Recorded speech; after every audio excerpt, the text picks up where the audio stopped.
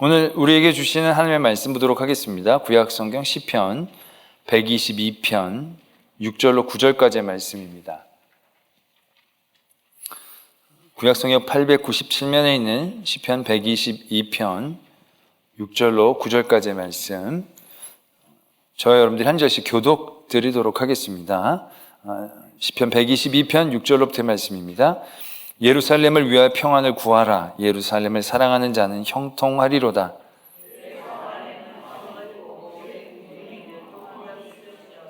내가 내 형제와 친구를 위하여 이제 말하리니 내 가운데에 평안이 있을지어다. 여호와 우리 하나님의 집을 위하여 내가 너를 위하여 복을 구하리로다. 아멘. 하나님의 말씀입니다. 종종 믿음의 일들을 결혼과 비유하게 되어집니다. 왜냐하면 하나님께서 이 땅에 주신 어떤 결혼이라는 그러한 가정이라는 그 안에서의 모습과 우리가 예수 그리스도를 믿는다는 것과 많은 공통점을 갖고 있기 때문에 그렇습니다. 그래서 우리가 믿는다는 것들을 표현할 때 우리가 신랑 되신 예수 그리스도와 하나가 되어지는 것으로 묘사하는 그런 표현들 우리가 또한 많이 말씀을 보게 되어집니다. 때문에 우리는 그러한 일들을 통해서 우리가 잘 믿고 있는지 아니면 잘 못 믿고 있는지 어느 정도 검증할 수 있는 그러한 일들이 또 생겨나기도 합니다. 결혼할 때 보면요, 결혼은 사랑하는 남자와 여자가 둘이서 하나가 되는 것을 의미합니다. 부모를 떠나서 아내와 하나가 되어지는 가정이죠. 그러나 부모를 떠난다는 것이 부모와 절연하는 것을 의미하는 것은 절대로 아니죠. 그 부모와의 관계들은 그대로 다 유지되어지는 것들을 보게 됩니다. 그래서 결혼을 하게 되면서 새롭게 느껴지는 것, 알면서도 피부에 와닿지 않았지만 갑자기 느껴지는 것들이 무엇이냐면 관계가 배가 되는 걸 느끼게 되는 거죠. 하루아침에 어제까지는 남이었는데 하루아침에 아버지 어머니가 한 분씩 더 생기지 않습니까? 하루아침에 내 형제자매가 또 생깁니다. 이쪽 형제자매도 많은데 이쪽 형제자매도 또 생기고, 잘 모르는 사람이 갑자기 고모가 되고 삼촌이 되고 이모가 되어지는 그런 일들이 생기게 됩니다. 무슨 말인지 아시지 않습니까? 내 가족 안에, 내 친척 안에 이런 관계에 있다가 나는 여기 한 사람하고 결혼을 했는데, 결혼할 때 이 사람 좋아서 결혼을 했는데 결혼해보니 그게 아니에요. 고구마 넝쿨 줄기 계속 따라 들려오듯이 한 사람만 쏙 빼오려고 그랬는데 그게 안 되고 거기에 줄줄이 엄청난 관계들이 생기는 거예요. 그래서 내가 생각하고 관심을 둬야 될 사람들이 배가 되는 걸 경험하는 거죠. 결혼하고 났더니 부모님 생신이 1년에 4번이 되는 거죠. 형제만 해도 버거운데 이쪽 형제들까지 해가지고 1년 내내 생일이 막 쳇바퀴 돌듯이 빨리 돌아오는 그런 느낌들. 또 옛날엔 명절엔 그냥 한 집만 왔다 갔다만 됐는데 이제 명절이 되면 여기 뛰고 저기 뛰고 그래야 되는 어떤 그런 상황들을 만나게 되죠. 그래서 요즘은 젊은이들이 그런 게 부담스러워서 결혼을 잘 꺼려하고, 결혼을 해서도 아예 그런 일들을 잘라내고 살려고 한다는 거죠. 그러나 그것이 잘라내고 자기 둘만 산다고 그게 제대로 사는 것이 되는 건 아니죠. 결국 남편이라고 할 때 그 남편 그 한 사람만 있는 게 아니지 않습니까? 남편이 되기 위한 그 모든 뒤에 배경들이 있는데, 남편의 정체성이라는 것 안에 포함되어 있는 많은 것들이 있는데 그것들을 잘라내고 그 사람만 사랑한다는 것, 이거 쉽지 않은 것, 거의 불가능한 것 가깝죠. 이렇게 둘만 사랑한다고 행복할 수 있는 그게 아닌 거죠. 결국 이러한 모든 부분들까지 포함해서 사랑하고 섬기고 그래야 그것이 온전한 사랑이 될 수 있는 거죠. 그래서 행복한 가정을 보면 둘이서만 막 죽고 못 사는 가정은 아니에요. 보면 시부모님에게도 잘하고 장인 장모에게도 잘하고 처가와 또 시댁과 모든 부분들을 잘 아울러야, 그래야 그게 아주 건강하고 행복한 가정이 될 수 있는 것이죠. 근데 그것이 여간 큰 부담으로 다가오는 것은 아니죠. 근데 그게 사람들이 잘못됐지 구조가 잘못된 건 절대 아닌 겁니다. 구조적으로 그렇게 잘못된 건 절대 아니라는 거죠. 제가 아이들이 셋 있다 보니까 설날이 되면 대단히 친척들에게 죄송합니다. 조카들은 하나씩 둘씩 이제 세배해서 주면 별 부담이 없는데 우리는 두 집이 합친 것처럼 셋이 가가지고 이렇게 절하고 나면 그 주시는 분들이 여간 부담되지 않겠다, 부담이 되겠다 생각이 이제 됩니다. 그래서 이제 우리 쪽 가서 인사 다 일일이 하고 처가 쪽 가서 일일이 막 인사하고 그러고 나면 꽤 짭짤한 느낌을 받게 됩니다.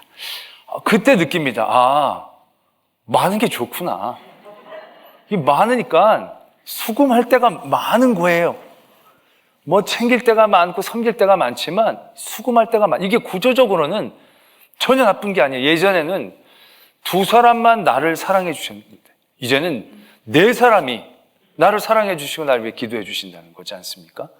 예전에는 우리 형제 몇 명만 우리 가족으로 아파하고 함께 기도했는데 이제는 이쪽 형제들까지 함께 날 위해 기도하고 날 위해 함께 울어주고 날 위해 함께 웃어줄 사람들이 두 배가 되어지는 거예요. 구조적으로는 이게 절대 나쁜 구조는 아닌 거예요.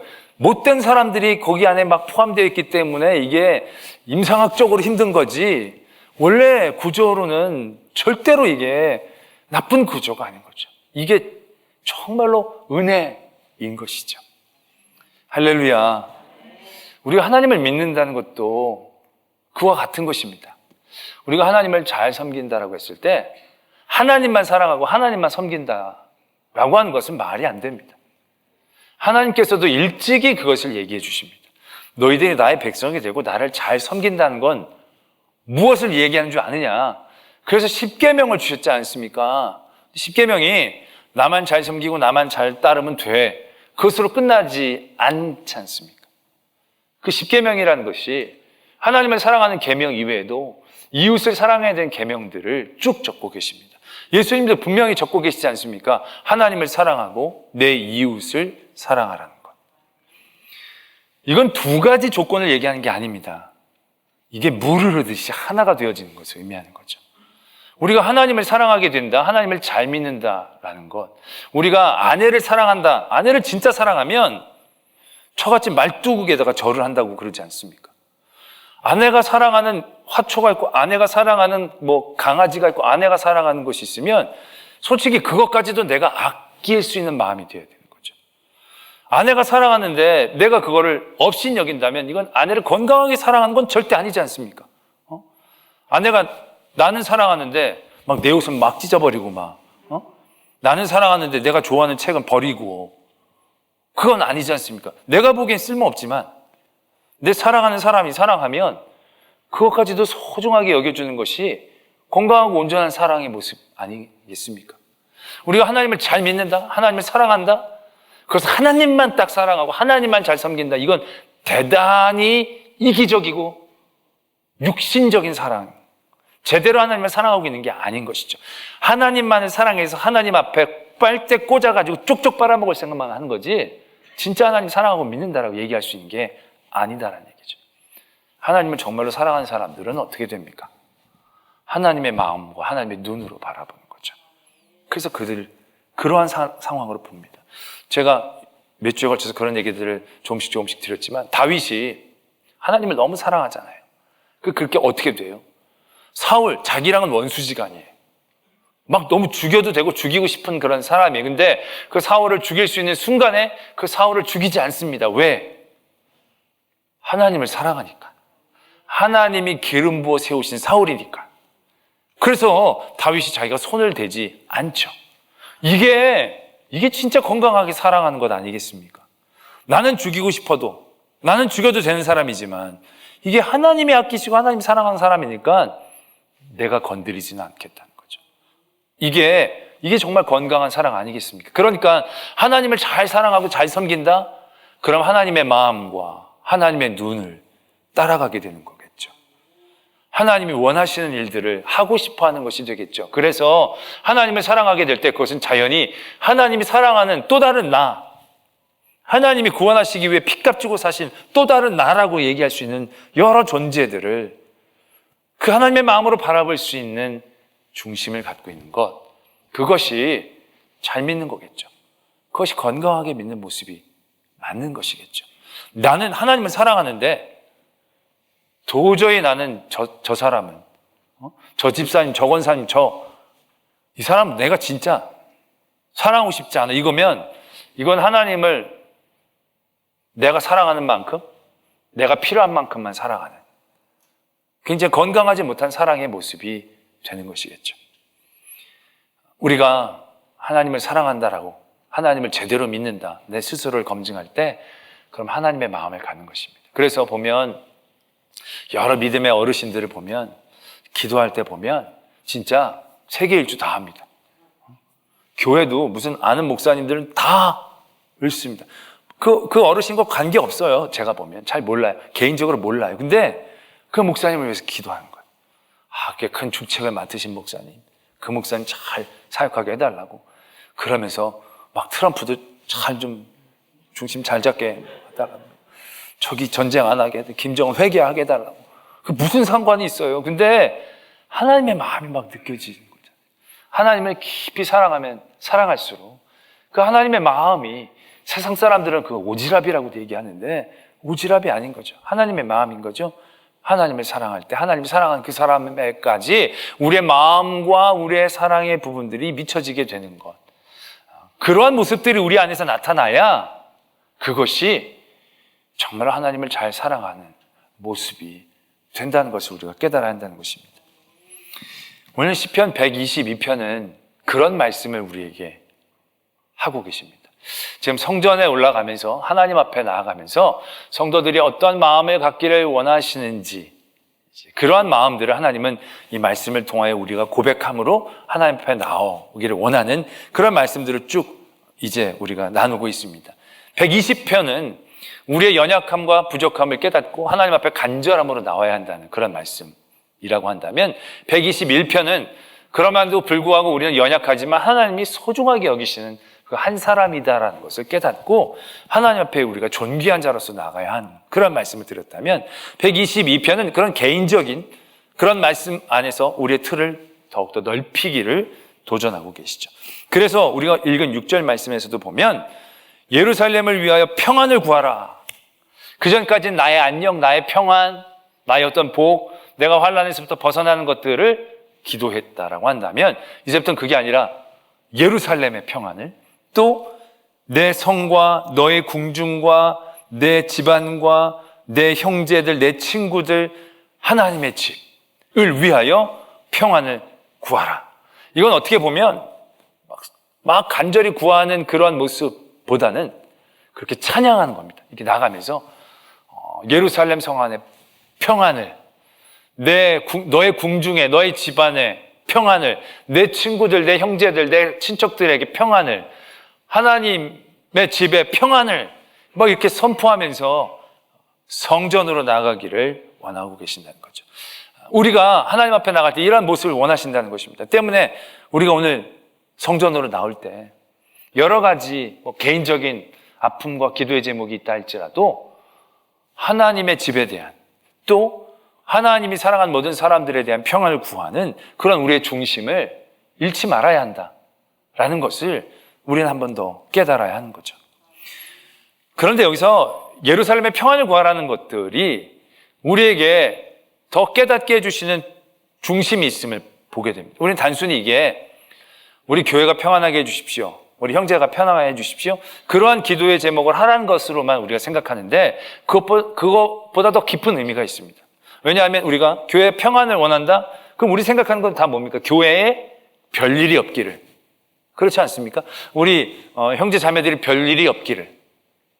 그 별일이 없다는 것은 어떻게 보면 나에게도 좋은 거니까. 교회가 평안해야 내가 평안하고, 내 형제 자매가 평안해야 나도 평안하니까.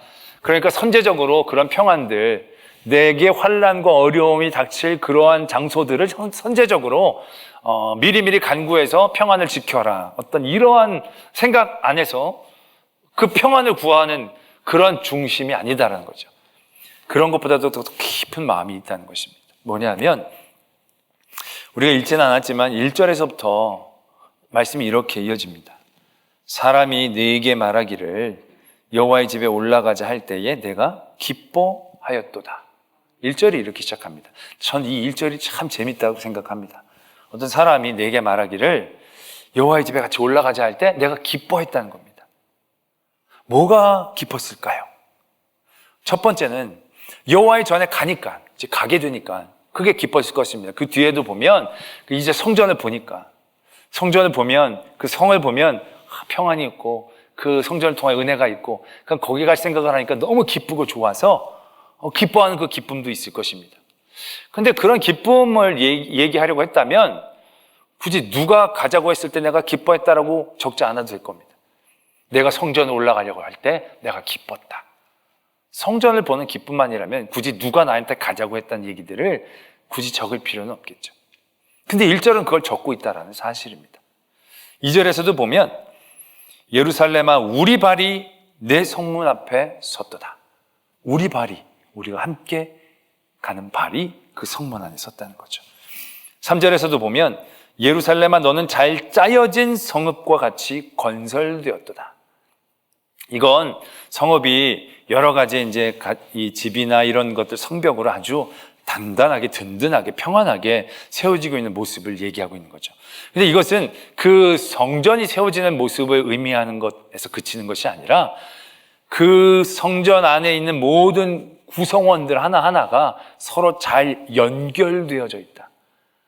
그래서 그 연결되어진 모습이, 연합하여진 모습이 참으로 보기 좋고 건강해 보인다라는 그러한 뉘앙스를 갖고 있는 것입니다. 성벽이라는 게 어떻습니까? 성벽이라는 게 뜨문 기둥처럼 세워지면 성벽이 되지 않죠. 잘 이어져서 그게 둘러싸여야 보호가 되는 거죠. 그 안에 여러 도시들도 집이 여기 저기 막 이렇게 있는 게 아니라 가옥들이 이렇게 잘 쌓여서 서로가 유기적으로 무엇인가 할 수 있는 그런 구조들을 만들어낸 것을 의미하고 있는 것이죠. 또한 그러한 성전에서 여호와의 여러 지파들이 여호와의 이름을 감사하려고 여호와의 전례대로 그 이전에 많은 이들이 했던 그대로 그리로 올라와서 함께 모이는, 그래서 그 안에 공의의 심판의 자리가 있는 어떤 그러한 구조들을 찬양하고 있죠.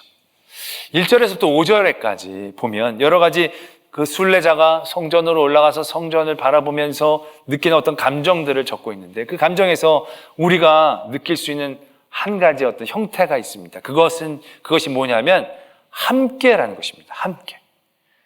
자기 혼자 막 순례의 길을 외롭고 힘들게, 시편 120편이나 121편처럼 나의 도움이 어디서 올까? 막 이러면서 나의 원수와 날카로운 나를 넘어뜨리는 혀, 이런 것들에 대한 두려움이 아니라 이제 성전을 향하여 쫙 갈 때 누가 나랑 같이 가자고. 너무 기쁜 거죠. 그 성전을 향하여 갈 생각. 그래서 그와 함께 성문 안에 들어갔대. 성문 안에 그렇게 모여있는 많은 성도들이 잘 짜여진 성읍처럼 모여있는 거죠. 또 많은 사람들이 모여서 그 안에서 하나님의 공의를 세우고 하나님 앞에 영광을 돌리는 일들이 이루어지고 있는 그것을 본 거예요. 그리고 나서 예루살렘아 평안할지어다 라고 고백하고 있다라는 것입니다. 여기에서 우리는 우리의 믿음의 자리, 또 하나님 앞에 나갈 때 우리가 깨달아야 될 그것을 가르쳐주고 계신다는 거죠. 그것은 하나님을 섬과 하나님 앞에 향하여 나아가는 그 한 사람, 또 다른 한 사람, 또 다른 한 사람, 그 한 사람들이 모여 우리라고 얘기할 수 있는, 함께라고 얘기할 수 있는 그들이 우리에게 있음을 우리가 기억하기를 원하고 계신다는 거죠. 원래 하나님을 믿는다는 것은 그렇습니다. 하나님을 믿는 건 나와 하나님이 이렇게 독대하면서 믿고 나머지는 점조직처럼 막 이렇게 되어져 있는 그것을 의미하는 게 아닙니다. 아까도 말씀을 드렸듯이 내가 하나님과 하나님을 통해 그와 연결되어졌을 때 그렇게 연결되어지는 것은 하나님을 통해서만 막 이렇게 연결되어지는 것이 아니라 예수 그리스도의 몸된 우리들이 몸이 유기적으로 연결되어진 것처럼 연결되어져 있는 모습을 우리는 떠올려야 한다는 것이죠. 성경에서 교회에 대한 여러 말씀을 많이 적고 계신 말씀이 에베소서인데요. 에베소서에서 성도들의 어떤 이러한 모임들을, 공동체들을 묘사할 때 이렇게 묘사한 부분이 있습니다. 에베소서 2장 20절에서부터의 말씀을 보면 너희는 사도들과 선지자들의 터 위에 세우심을 입은 자라 그리스도 예수께서 친히 모퉁이돌이 되셨느니라. 사도와 선지자들의 터 위에서 예수님이 모퉁이돌, 기준이 되신 거예요. 그 다음부터 21절은 그의 안에서 건물마다 서로가 연결하여 주 안에서 성전이 되어가고 너희도 성령 안에서 하나님이 거하실 처소가 되기 위하여 그리스도 예수 안에서 함께 지어져 가느니라. 교회의 모습을 이렇게 또한 표현하고 계신다는 것이죠. 때문에 우리는 하나님을 믿는다. 그래서 하나님을 믿는다라고 했을 때 그 하나님이 바라보시고 하나님이 또한 사랑하시는 그런 이들을 우리가 다시 바라볼 수 있는 것까지 건강한 믿음이라고 했을 때 이것이 서로 그들과 우리가 함께 이어져 나가는 도전들, 그들과 우리가 이어져 있다라는 어떤 깨달음, 그런 깨달음 가운데에서 우리가 그리스도를 향하여 중심으로 나아가는 그런 모습들을 우리가 그려낼 수 있어야 한다는 것입니다. 이거는 어떻게 보면 우리가 예루살렘을 위하여 평안을 구하라 그러면서 예루살렘이 평안할지어다 라고 기도했을 때 그 예루살렘이 평안하기를 원하는 기도의 제목도 있지만 우리가 같은 제목을 향하여 예루살렘을 향하여 평안을 빌어주는 그 내가 있고 순례자가 또 다른 사람이 그렇게 부를 거 아니에요. 또 다른 사람이 그렇게 부를 거 아니에요. 그렇게 공통의 어떠한 기도의 제목을 가지고 부르는 그 사람들을 함께 깨닫고 느끼며 하나님 앞으로 나가게 되어지는 그런 그림을 우리가 그려낼 수 있다는 거예요. 순례자의 길을 갈 때 혼자서 가는 사람들도 있을 거예요. 혼자서 가는데 예루살렘이여 평안할지어다. 그 예루살렘을 위하여 기도하는 모든 이들이 복될지어다. 이렇게 이 사람이 기도를 해요.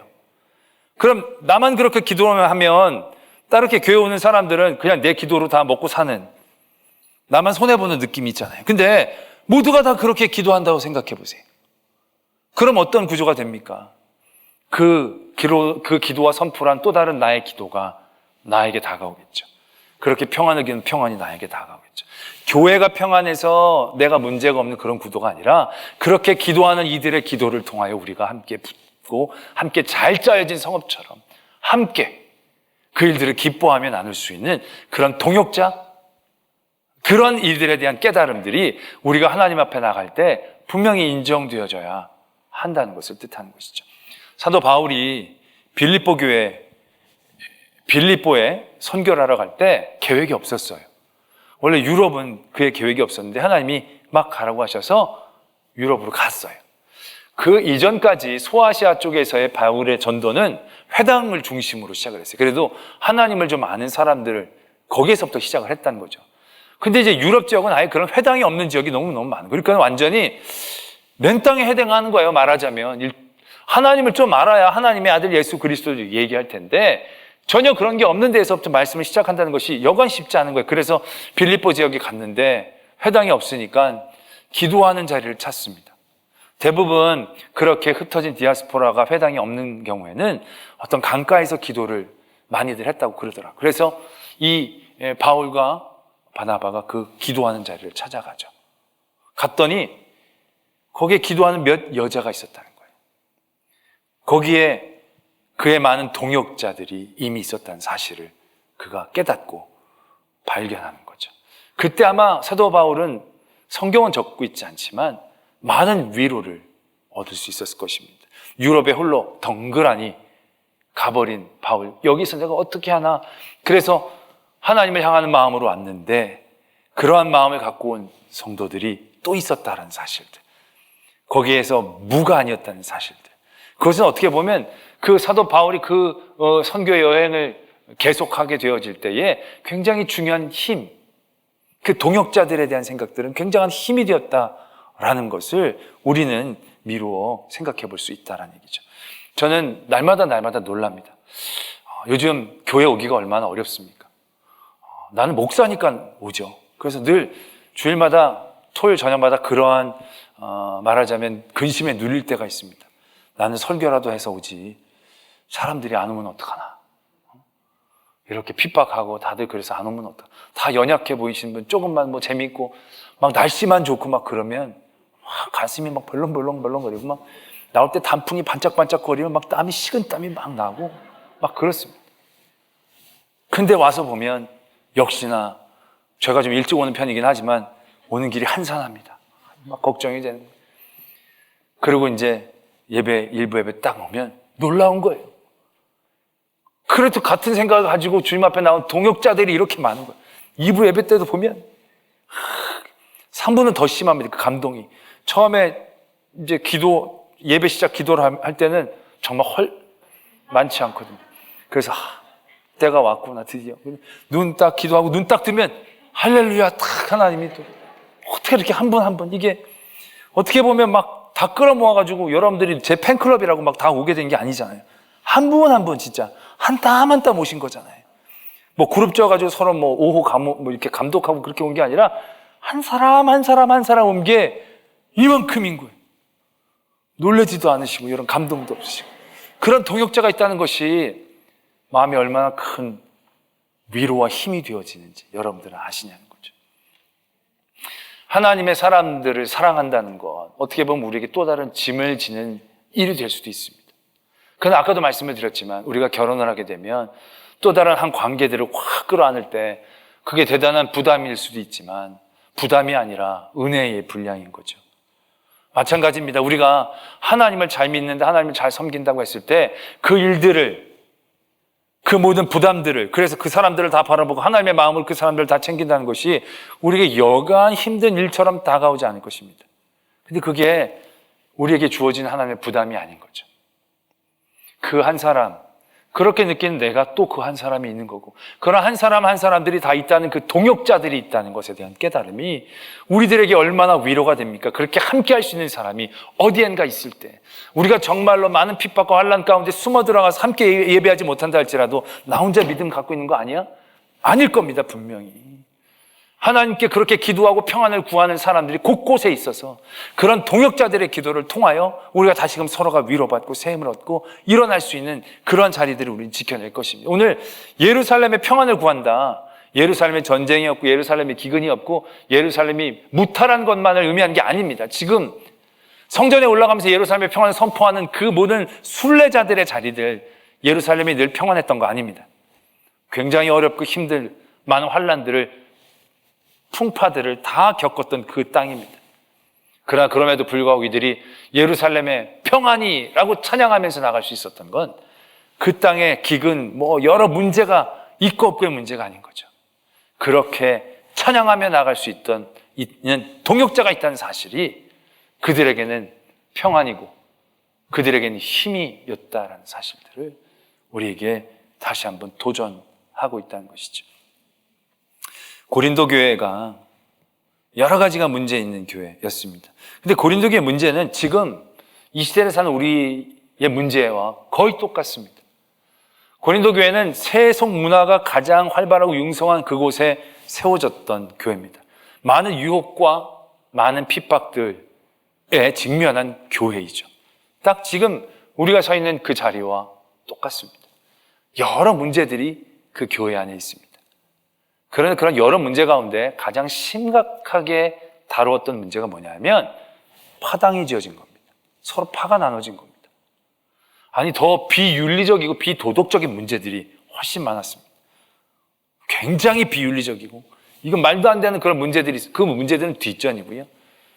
어떻게 보면 제일 윤리와 도덕과는 상관없는 문제인 것 같은 파당. 파당도 무슨 세상 파로 나눈 게 아니에요. 다 잘못 짜고 나눠진 것처럼 보이는 파당이에요. 바울파, 게바파, 아볼로파, 예수 그리스도파 이름 다 좋잖아요. 다 잘못 짜고 자기네들은 파 이렇게 믿어보자고 만든 파처럼 보여지는 그런 파당이 지어진 거예요. 근데 엄청나게 많은 분량으로 고린도 교회 문제 가운데에서 그 문제를 하나님은 다루게 하신다는 점입니다. 잘못 짜고 비윤리적이고 비도덕적이 아닌데도 하나님 이걸 가장 심각한 교회의 문제라고 생각하시면서 얘기하신 거죠. 고린도 전서 3장 16절 17절에 보면 말씀이 이렇게 적혀져 우리가 잘 아는 말씀인데요. 너희는 너희가 하나님의 성전인 것과 하나님의 성령이 너희 안에 계시는 것을 알지 못하느냐. 누구든지 하나님의 성전을 더럽히면 하나님이 그 사람을 멸하시리라. 하나님의 성전은 거룩하니 너희도 그러하니라.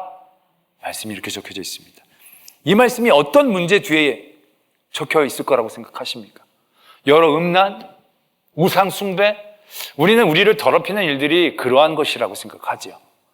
그래서 음란한 문제들, 우상, 재물을 먹는 그런 문제들 가운데 그 다음에 이 말씀이 있을 것 같은 생각을 하게 됩니다. 근데 이 말씀은 아까 말씀을 드렸던 것처럼 그러한 것 뒤에 있는 게 아닙니다.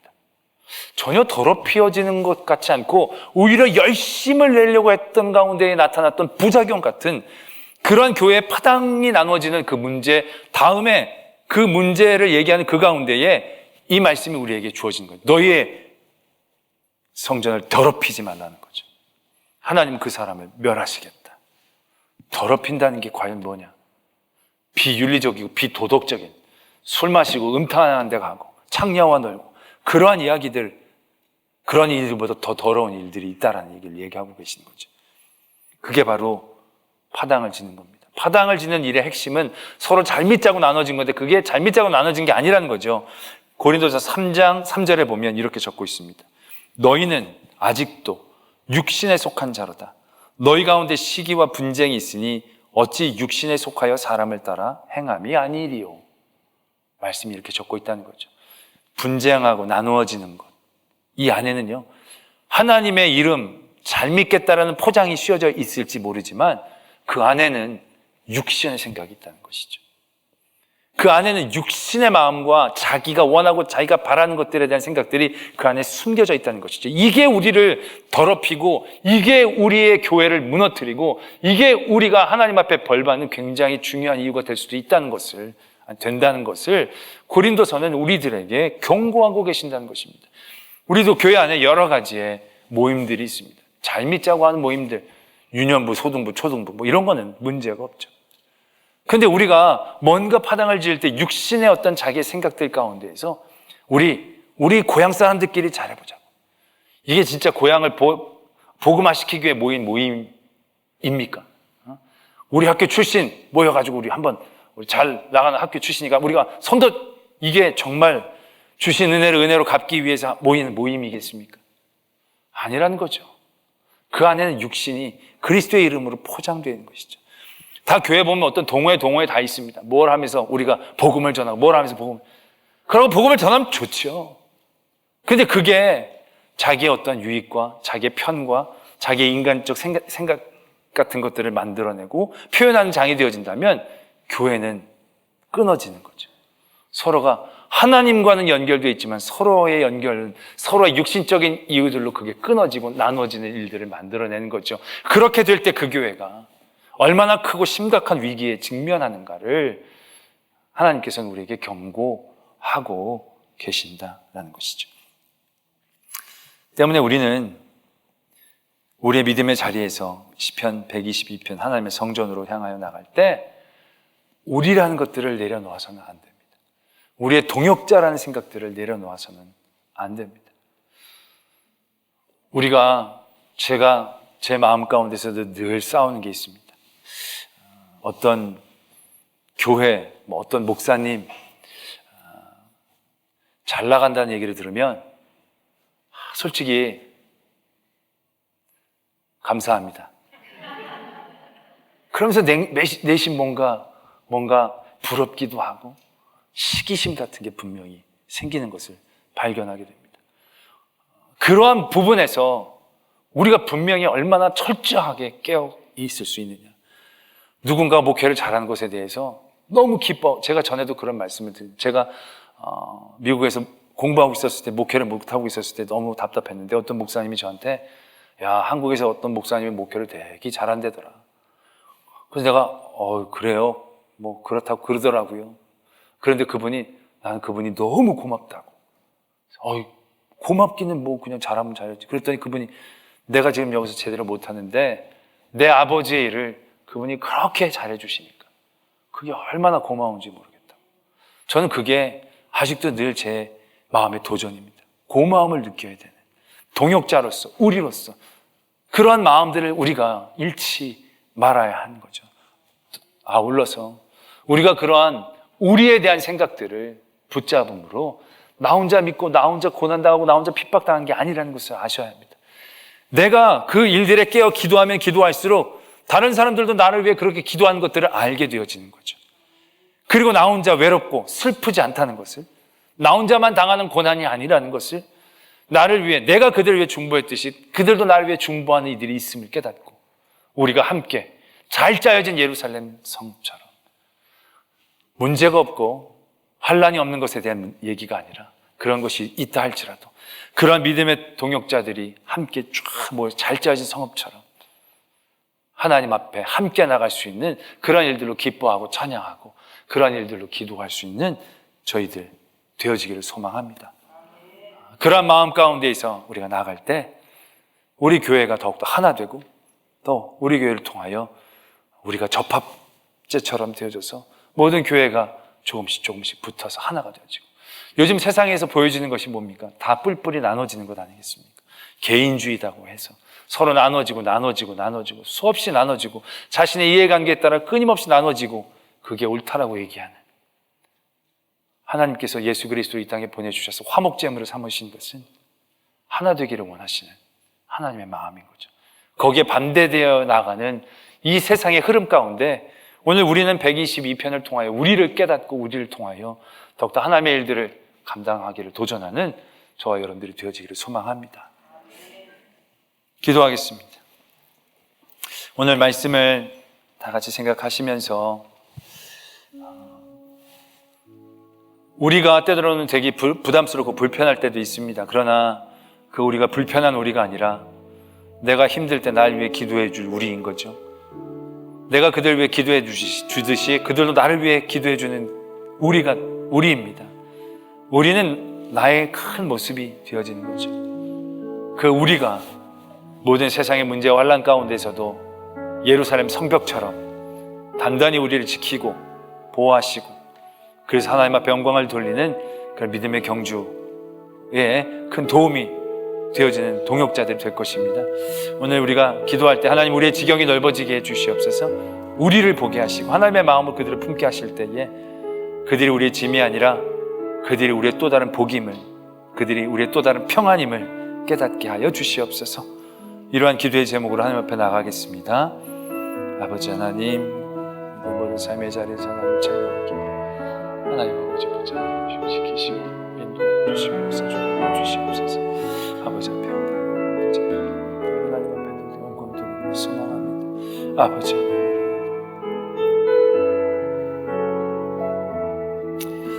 아버지 하나님, 내가 너무 힘들어서 나만 위하고 나만 슬프고 나만 아픈 것 같을 때가 너무 많이 있었습니다.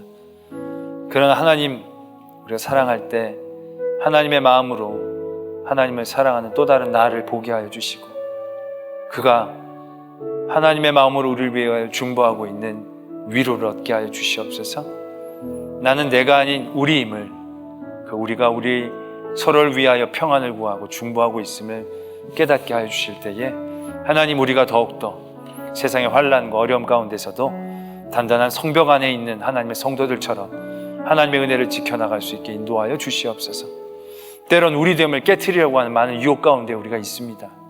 하나님, 그런 유혹에 우리가 넘어지지 않게 하시고 자꾸 나누고 나 혼자 있으려고 하는 것이 아니라 하나님을 믿고 하나님 앞에 은혜를 받는다면 멈출 수 없고 가만히 있을 수 없고 그 마음으로 사랑할 수밖에 없음을 깨닫고 더 건강하고 아름다운 믿음의 자리에 나갈 수 있는 저희들 되게 하여 주시옵소서. 믿사오며 예수 그리스도의 이름으로 기도드립니다. 아멘.